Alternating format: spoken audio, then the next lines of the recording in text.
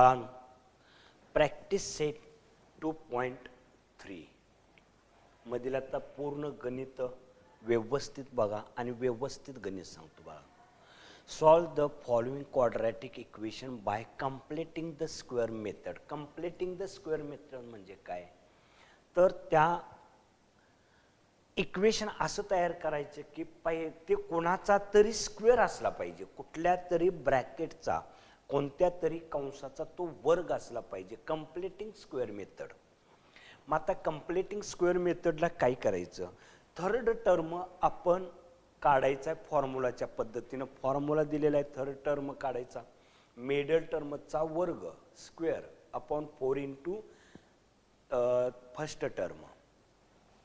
म्हणजे आपल्याला ह्या पद्धतीनं त्याची किंमत काढायची, थर्ड टर्म काढायचं आणि त्या दिलेल्या इक्वेशनमधील थर्ड टर्मचं पक्षांतर करायचं, बरोबर चिन्हाच्या पलीकडं पक्षांतर करायचं.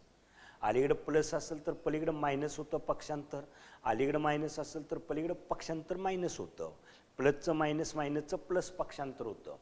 थर्ड टर्म काढायचा आणि आपण जो काढलेला थर्ड टर्म असतो तो त्यात ॲड करायचा आणि गणित सोडवायचं. त्याला म्हणायचं कंप्लीटिंग स्क्वेअर मेथड.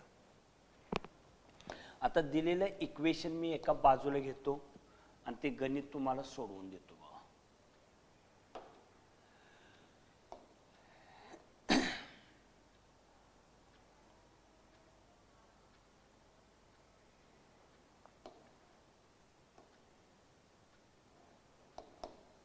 बघा आता इकडं equation x square plus x minus 20 is equal to 0.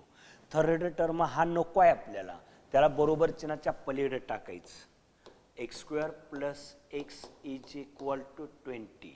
आता थर्ड टर्म म्हणजे तिसरे पद नाहीत. आता आपण काय करायचं, थर्ड टर्म काढूया. Third term is equal to middle टर्मचा वर्ग. मिडल टर्म म्हणजे एक्स त्याचा वर्ग छेद 4 into first term X square. मग एक्स स्क्वेअरला एक्स स्क्वेअर गेला इथे काय 1/4 राहिला. आता थर्ड टर्म किती आला 1/4. तो दोन्ही साईडला ॲड करायचा. X square plus x plus 1/4 is equal to इथं पण 1/4 प्लस 20ला छेद 1 घेतला.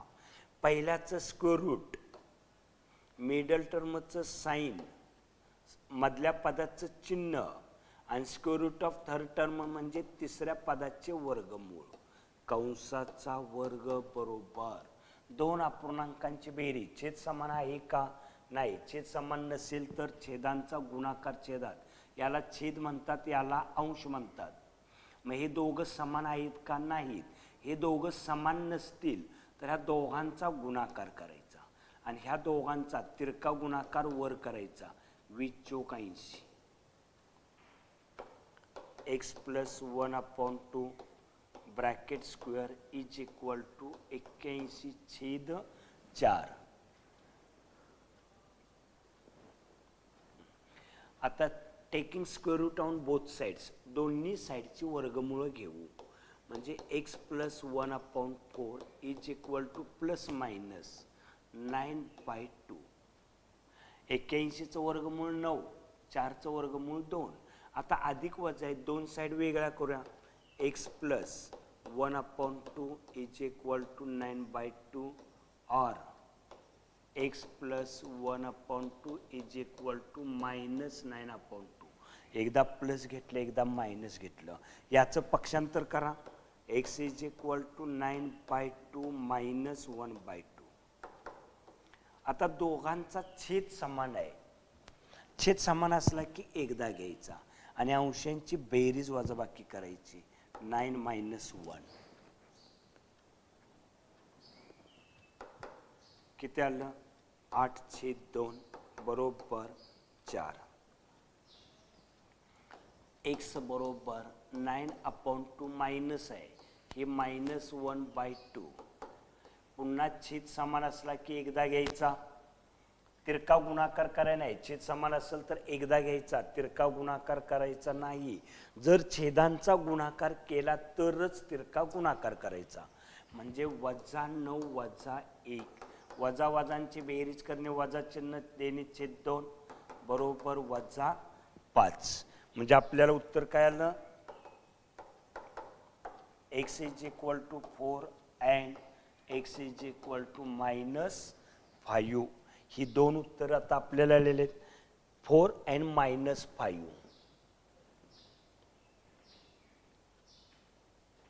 मिडल टर्म काढला, दोन्ही साइड मध्ये ऍड केला, कॅल्क्युलेशन केलेलं आहे बाबा व्यवस्थित.